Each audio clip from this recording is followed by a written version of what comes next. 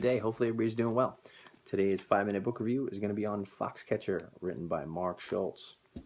Real quick background, Mark Schultz was an outstanding wrestler that wrestled for the United States in the 80s and into 90s. And this here is his story for the quest for Olympic gold. And in addition to that, a tragedy that befell his family, namely his brother Dave. And we'll talk more about that in a minute. So as the book starts off, Mark talks about how rough his family upbringing was. Now, his parents weren't abusive or anything like that, even though they had become divorced at an early age for Mark. But basically the main point here was they grew up very poor. However, that didn't stop Mark and Dave for becoming athletes. Okay, so Mark wound up becoming a gymnast earlier in his life as a young teenager, where he was the state champion, which is pretty impressive. However, he quit that. He wound up joining wrestling because of his older brother Dave, who was really a standout, and in his mind, the hero of his family. He was very idolized by Mark. Okay, so they both wind up winning state championships in the sport of wrestling. Mark wins a state championship when he's a senior. He looks up to his brother, and the story really starts to pick up when they go to college. They both join Oklahoma University, and there, Dave winds up winning an NCAA Division I national title, and Mark does the same. However, he does it 3 times, which is no easy task. Fast forward a little bit, they both qualify and make the team for the 1984 United States Olympic wrestling team. They both wrestle freestyle. It's in this Olympic Games that Mark has an interesting story. Mark, his first match, he's going against a very good Turkish wrestler, and he executes a hammer lock on him, which is a double wrist lock. He inadvertently breaks the Turk's arm and winds up winning the match by pinning him.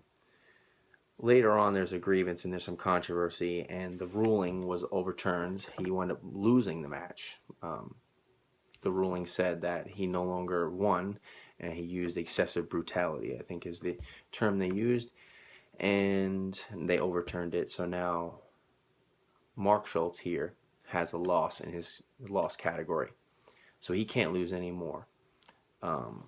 He winds up not losing anymore and wins the gold medal in 1984, which is no small feat. It's very hard to do that. It's only happened about 1 or 2 other times in Olympic history.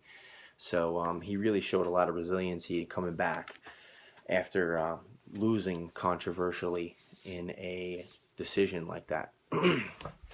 So it was around this time that Mark and his brother Dave wound up meeting a man by the name of John DuPont, who really is as he thought, a philanthropist, but as Mark Schultz thought, somebody who was really grossly unkept, had very poor manners, and had a silver spoon in his mouth because his family was worth multiple millions of dollars. So at this point, DuPont, at least as the book portrays it, sees that Mark is financially insecure and vulnerable.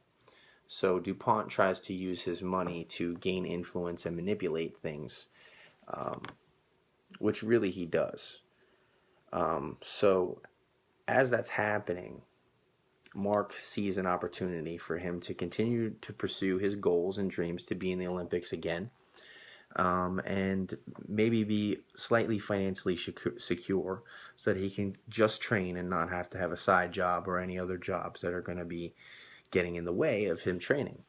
So DuPont sort of affords him the opportunity, and he moves in at the Foxcatcher farm, which is DuPont's estate, and he really basically employs him. Now, they were originally going to have a Villanova wrestling team, which is what John DuPont had started with his money, and he was going to make Mark the head coach.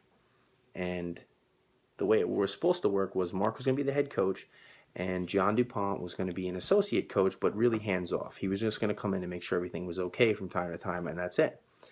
Because John DuPont really knew very little about wrestling. He just, according to some people, thought he just had interest in the sport and was trying to buy his way in, which is exactly what he did.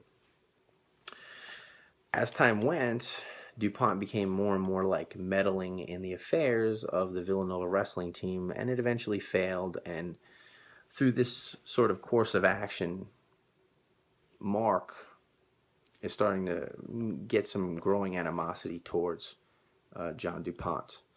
And maybe even rightfully so, because John DuPont was waking him up. He was living on DuPont's estate. So John DuPont would come and wake him up in the middle of the night and ask him to do crazy things. And he was really just somebody who had a very large ego. And Mark Schultz was really not about